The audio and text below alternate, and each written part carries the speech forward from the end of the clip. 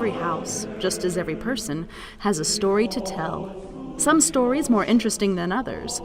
This is the story of the Howe House, built only 10 years after Emporia was first settled back in 1857. It is among the oldest buildings still standing in this county seat town. The owner and builder of this house was Richard Howe, a native of Glamorganshire, South Wales.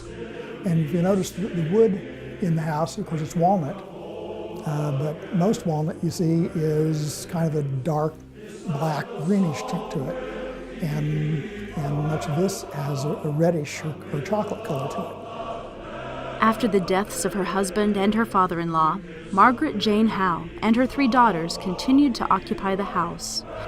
The sisters, Kretzinger recalls, were always friendly and welcoming. Mom just loved talking with them. She'd come down here by herself sometimes and talk for hours.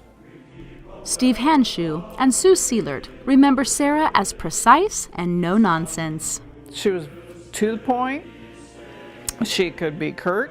How everything had to be done exactly the way she said it, and she meant it. But they always had fond memories, though, of her.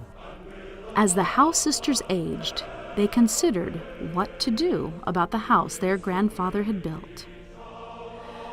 Sarah wanted the house to be not only a memorial to her family's heritage, but also a kind of teaching museum. Richard Howe lived in the stone house he built for some 42 years. Today it stands at the north end of a field, just as it did when it was first built. It is part of Emporia's history,